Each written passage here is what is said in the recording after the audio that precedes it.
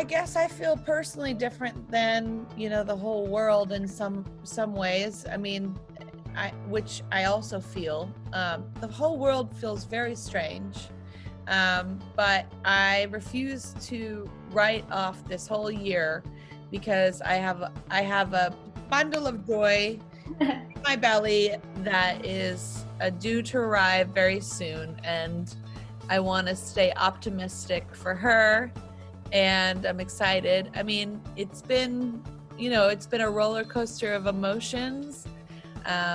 It's been a time of really finding balance, and I'm excited to put out my record. I'm excited to continue to share some messages of hope and resilience and joy through the music. Exactly.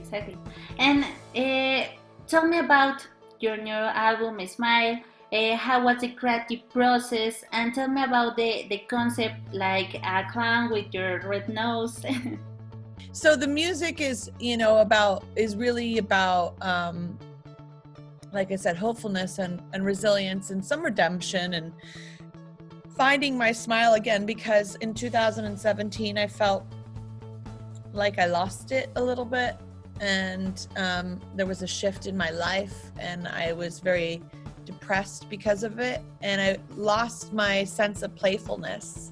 My whole career, I think, has been very playful and fun and funny and joyful, and I guess I got a little too serious, and with that seriousness came this loss of innocence in a way and playfulness. And so the reason why I am a clown on the cover is because it's just like a story. It's like clown loses its smile or its connection with innocence or whatever, and is not in a good mood because of it, or wants to find its playfulness again. I don't know. I guess I have felt like a bit of a fun kind of jester or clown. Not a scary clown, because not all clowns are scary. Some people think this is an innocent little clown. This is like do you know those little Precious Moments dolls? The little porcelain dolls? It's like one of those, the big eyes. How has Katy Perry changed from your first album to this new album, Smile? And what does this album mean to you? This album is a touchstone for me. It's a reminder, if I ever go into, that slump again or that darkness, that I can come through it. I just need to lean on I need to just lean into more tools that I have adopted, and mental, tools that have really helped me get my mind out of a rut or a way of thinking. Every album, I write songs about how I'm feeling and how I see the world and how I observe what's going on and what have you. And this record is it's kind of like a screenshot, but I call it a sound shot of my past 2.5 years.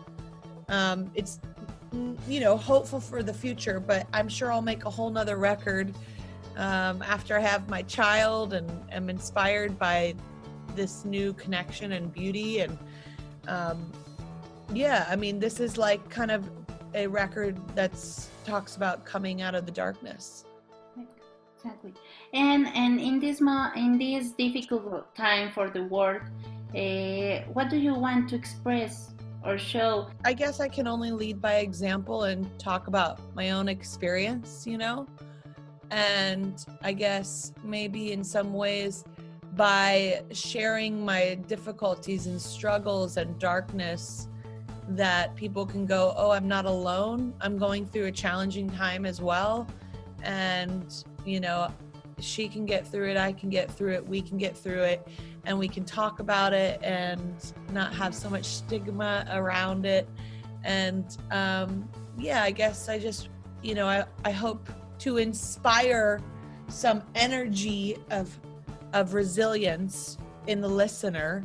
And you have a remix with Daddy Yankee, Con Calma, but in the future, would you like to collaborate with other Latin artists? Yeah, oh my gosh. So much beautiful music is coming from Latin artists right now. I mean, they're just changing the whole game. So I think I'd love to do anything with Bad Bunny. I love him so much.